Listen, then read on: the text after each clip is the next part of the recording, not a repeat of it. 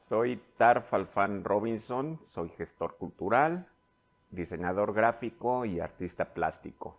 Trabajo mayoritariamente en el estado de Morelos. ¿Habías imaginado un escenario de esta magnitud? ¿Cómo lo describirías? La pandemia ha sido, creo desde mi punto de vista, el primer acontecimiento planetario verdaderamente, o sea, que podemos ver certificar como verdadero. Ningún acontecimiento humano hasta antes de que se declarara la pandemia había tocado, por lo menos en el planteamiento teórico, a todos los hombres sobre la Tierra. Todos los hombres, todas las mujeres, todos los niños, todos los viejos.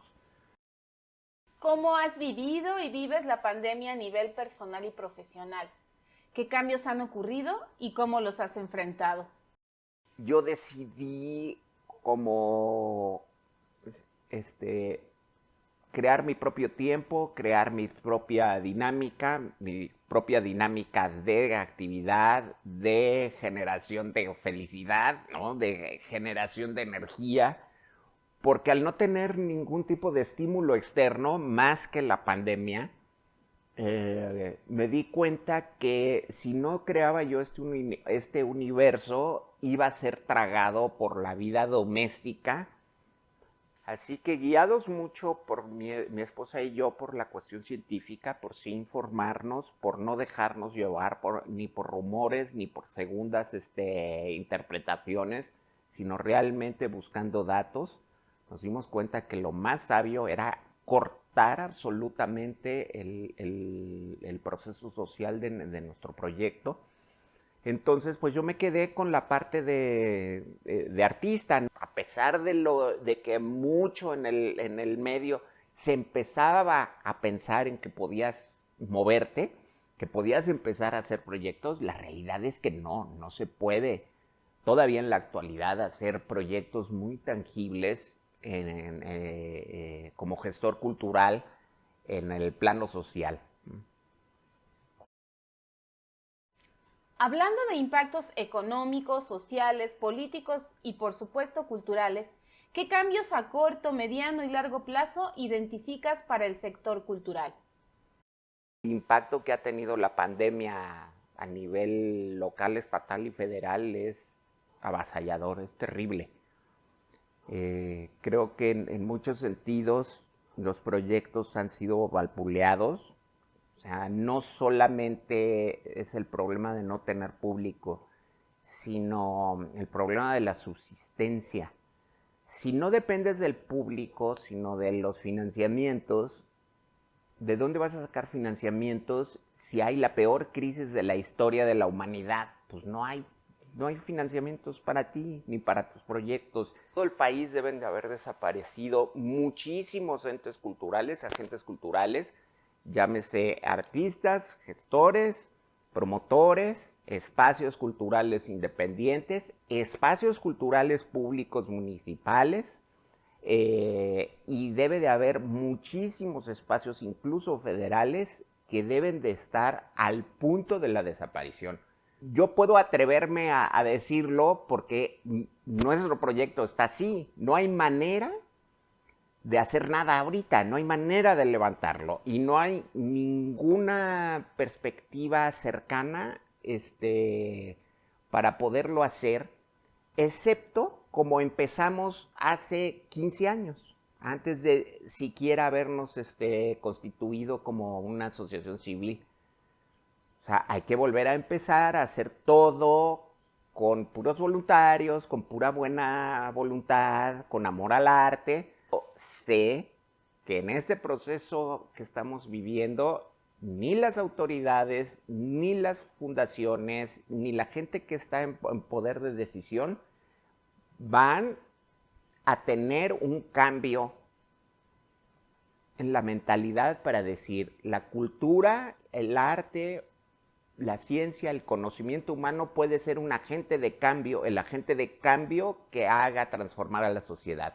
El político de la transformación de la realidad a través de la cultura, el arte, el conocimiento, realmente impacte, tendría que ir al tercer nivel de realidad, que es volverse una política pública, y en nuestro ambiente político, el real, electorero, eso es impensable en este momento, en la coyuntura que estamos. El espacio público es el lugar preponderante para la producción, interacción y recreación cultural. ¿Cómo ha afectado y afectará la pandemia al espacio público? ¿Qué escenarios imaginas?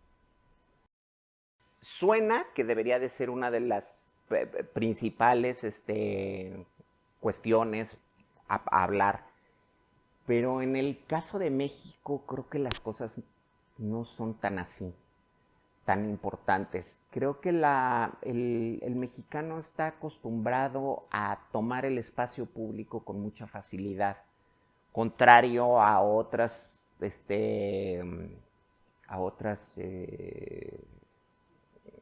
realidades nacionales, ¿no?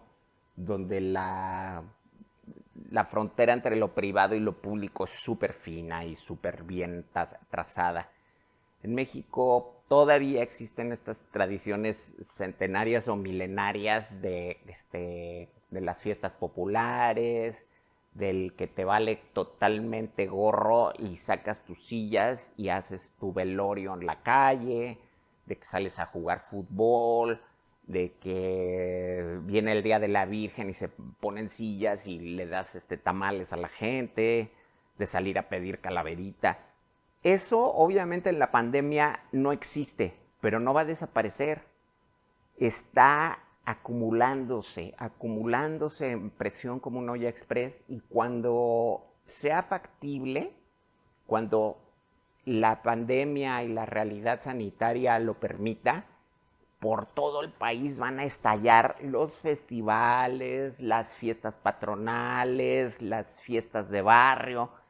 ¿Por qué? Porque México es un país donde la cultura popular es fuertísima. Es un torrente inacabable, irreductible. Van a haber reformas legales en muchos países donde, en caso de emergencia nacional por pandemias o no sé qué, será válido esto y esto. Y es pues es George Orwell a todo lo que da. ¿El espacio privado se convertirá en el lugar para generar nuevas relaciones entre públicos y manifestaciones culturales? ¿Lo digital se impondrá a pesar de no ser accesible para toda la población?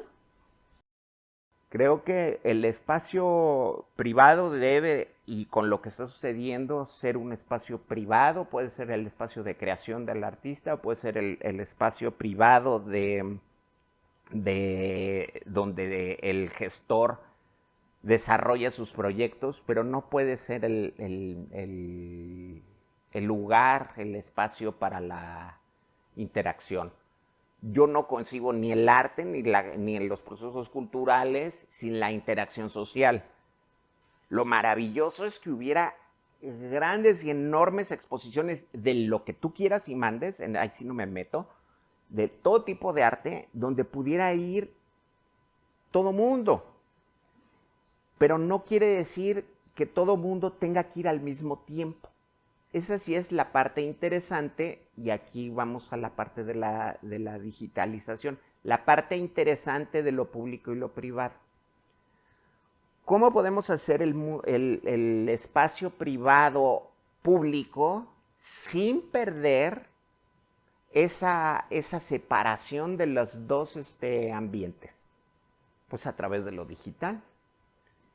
Y a través de lo digital podemos lograr el compartir muchas cosas que de otra manera son absolutamente inaccesibles. Ahorita es la cultura puede ser de acceso para todo mundo. Hay lugares magníficos, hay aplicaciones increíbles, aplicaciones comerciales. Eso es un punto interesante. ¿Cómo puede haber aplicaciones comerciales que están hechas para hacer dinero, que pueden hacer que el arte explote, salga por todos lados? No hay ninguna posibilidad de que los artistas sobrevivan si no es a través de la masificación por el consenso. Es la única posibilidad de que el arte siga encontrando manera de autofinanciarse los artistas, y por tanto los gestores culturales y los promotores deberíamos de encontrar esos caminos. Ahí yo veo la luz. Siempre me han gustado las computadoras, siempre me ha gustado el mundo del internet me parece maravilloso. La tecnología es lo único en el mundo que va a caminar aunque tú no quieras. La tecnología va avanzando y se va masificando. Las máquinas siempre mejorarán. Lo que no mejorará es el ser humano. El ser humano sigue siendo el mismo chimpancé que levantó el hueso y agarró a huesazos a otro chimpancé. Ese sigue siendo el mismo troglodita. Nosotros tenemos que de alguna manera entender eso muy pronto para ver cómo vamos con esta tecnología hacia otro lado. La gente tiene posibilidad hoy, ahorita en México, de ver una aplicación cultural. El problema es que la gente de la cultura metida en las cuestiones culturales está paupérrima. En tanto en conocimientos como en cuestión monetaria. Públicos pequeños, reales, físicos, unidos a enormes públicos digitales. ¿Qué nuevas formas de comunicación y vinculación vislumbras para la formación de audiencias? Yo creo que cualquier proyecto nuevo que pretenda funcionar en el país, un proyecto cultural, debe de tener no un modelo híbrido en el sentido de voy a hacer una cuestión digital y una cuestión presencial, sino híbrido en todo el aspecto de la palabra, ¿no? O sea, realmente entrelazado, cómo lo digital es un servicio, pero al mismo tiempo es un fin, y al mismo tiempo puede ser un objetivo, y al mismo tiempo puede ser la parte medular artística de un proyecto, pero tal vez también puede ser solamente la herramienta para al final tener un proceso real en tiempo real, o puedes llegar a tener un objeto. Hay una inmensa posibilidad de combinaciones. Cualquier proyecto que imaginemos puede tener la tecnología no como un espejo ni como dicen como cualquier otra herramienta, como tener un martillo. No. O sea, debe de realmente unirse, permearse los dos lados, que tú provoques que la gente que entra a través de la digitalidad toque, huela, sienta, respire, etcétera. Tendríamos que estar pensando todo en digital y todo en presencial al mismo tiempo. En todo el país, el impacto económico de la pandemia está siendo demoledor. Hablando del estado de Morelos, ¿qué alternativas propones ante la precarización del sector cultural? ¿Qué podría proponer? Pues es que ante esta situación donde ves un Estado ausente, un absoluto desinterés del medio privado y una absoluta no precarización, yo estoy en contra de esta palabra, lumpenización, o sea, va mucho más allá. Ya no hay manera de levantarse nosotros solos, no podemos hacerlo. Tiene que haber un viraje de política federal. Es lo único que veo que pudiese en algún momento cambiar la situación. Por otro lado, pienso que tal vez sería posible articular dentro de los movimientos o los grupos de gestión y de creación en el Estado una política común de vamos a intentar digitalizar. Sería coherente con la idea de la cuarta transformación, el entender que los gestores culturales y los artistas en este país están entre el mundo precario y el mundo lumpenístico. Si no es que ya aniquilados, ¿no? Entonces, si eso es igual a todos los otros programas, debería de haber un programa en el cual se nos levantara. Que a mí me encantaría tener una beca de 2,000 pesos que estuviera hecha no para que hiciera yo un proyecto donde estuviera prohibido que yo cobrara, como son todas las convocatorias, sino que hubiera un pequeño dinero que sirviera para que coma. O sea, no es posible que se crea que el artista come aire o el gestor. ¿Cuál es tu opinión de la respuesta y formas de abordar los impactos de la pandemia del gobierno en el estado de Morelos y los gobiernos municipales? Me parece que la respuesta gubernamental en el estado a la pandemia en el sector cultural no es que sea paupérrima, es o inexistente o abyecta. La forma de pensar de, bueno, vamos a ayudar a este sector pagándole porque produzcan lo que nosotros vamos a mostrar, ok, como canal. La idea en estructura es mala, o sea, está mal planteada. Tú deberías de fomentar que fulanito de tal tuviera la capacidad de poder lanzar su concierto en el internet, de tal manera en que pudiera cobrar por PayPal 1 peso y no meterlo en tu sitio. O sea, el institucionalizar la cultura como un canal de emisión es una abyección en esta época. Todo debe de ser de libre intercambio y debe de ser comercial. Mejor le dices al artista, vente a grabar lo que se te dé la gana, vente a mis estudios, te voy a dar 5 días de estudios con lo mejor que tengo yo, con mis productores, haz lo que se te dé la gana y te voy a sugerir que lo monetices de tal forma. Y yo lo espejeo en mi página. ¿Conoces alguna experiencia a nivel internacional o nacional que sea ejemplo de política cultural en el contexto actual? Ese tipo de subsidios específicos para espacios culturales me parece correcto. Pero ya como una política pública en la realidad actual, ya lo había mencionado, creo que debe de haber un sistema, un programa de democratización de los fondos culturales. La única manera, o sea, la única manera de que algo pase, de que haya más producción. Y aparte, que se produzcan los grandes eventos, los grandes festivales, el gran arte y todo lo demás. A eso no se le quite dinero.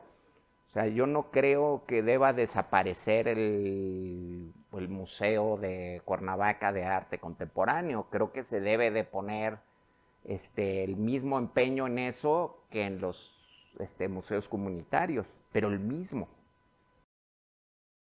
¿Qué sugerencias o propuestas harías en este sentido? El cambio que debería de existir para que esto mejorara sería el buscar una democratización del presupuesto tanto federal como estatal y una promoción de la digitalización de los contenidos y la producción de los contenidos. Esto desde el gobierno y las fundaciones privadas. Se necesita capital para hacer algo así. ¿Cuál consideras que fue el mayor impacto de la pandemia y el confinamiento en los espacios culturales independientes? Como director de un centro cultural independiente, ¿cómo consideras que fue la respuesta de estos espacios ante la pandemia y el confinamiento?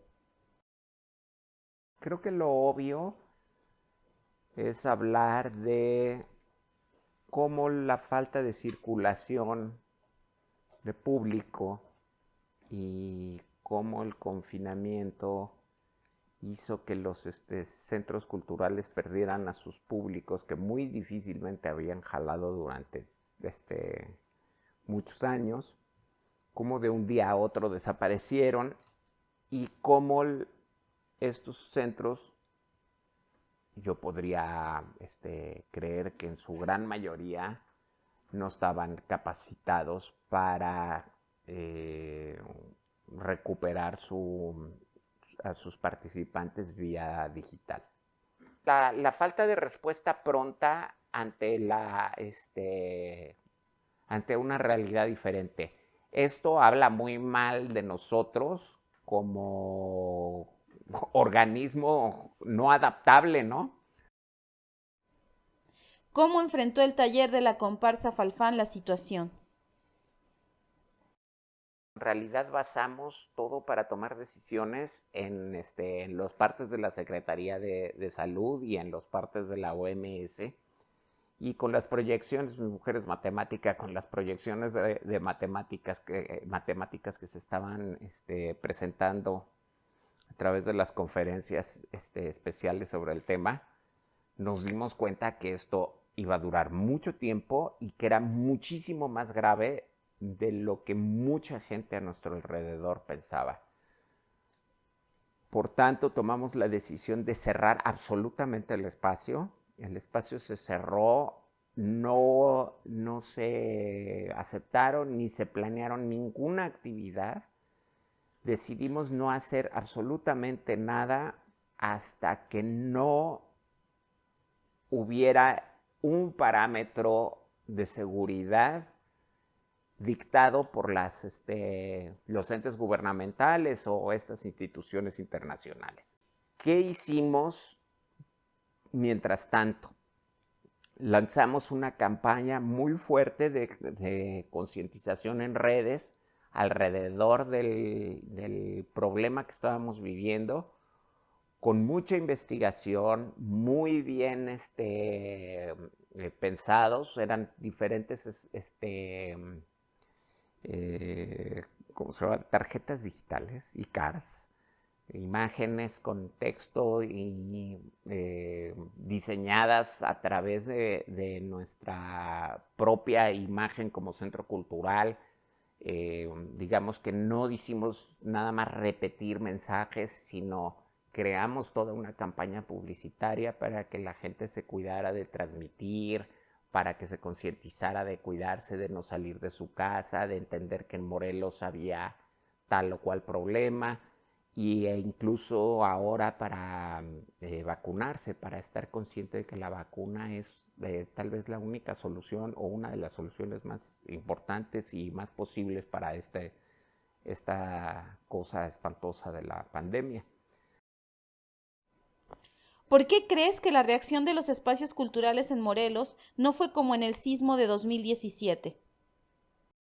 El miedo provoca inacción, provoca cerrazón, provoca. El miedo nos mantenían, además nos decían, mantente en tu casa, no te muevas, no hables, no te toques a la gente, no. ¡Ah! Pero teníamos el medio digital maravilloso, ¿no? O sea, qué increíble fue cuando en esta pandemia nos dimos cuenta que teníamos años con la posibilidad de hacer cosas online y no lo hacíamos, ¿no? ¿Por qué no había Zooms colectivos hace 5 años y ya estaban incluso las aplicaciones? Sí me ha parecido muy decepcionante la forma en la que hemos reaccionado. En este momento empiezo a ver movimientos de algunos grupos, de algunos, sobre todo de individuos o pequeños espectáculos unipersonales que empiezan a decir, yo puedo ir a tal lado, yo puedo colaborar con ustedes. Pero creo que debimos de haberlo hecho entre nosotros. Era muy sencillo habernos mandado contenidos así de fulanitos, miren, hice esta cápsula con stop motion, circúlenla en sus redes. ¿Por qué no se nos ocurrió hacer algo en red? Habla de falta de imaginación, falta de cohesión y de mucho miedo. ¿Cuál es el futuro de los espacios culturales independientes y sus audiencias? Bueno, creo que ya lo expresé hace un rato. Yo sí creo en la digitalización, en la hibridación del mensaje entre la parte digital y la parte vivencial o presencial. Sí creo firmemente, pienso que es la solución para que nuestros pequeños centros culturales se hagan de públicos y se hagan de fuerza y se hagan de suficientemente suficientemente de un jalón, como se dice, de una energía, de un envión, de una rejuvenecimiento. Hay muchas palabras que lo podrían definir. Nos urge crear conocimiento en red, en grupo e individualmente como artistas y gestores en el cybermundo. Y enlazarlo con lo que hacemos en el espacio real o el espacio vivencial. Creo que tenemos que juntar estos dos mundos en nuestra experiencia, con nuestra experiencia y con nuestra creatividad y no abandonar el terreno del miedo. Eso es lo más importante.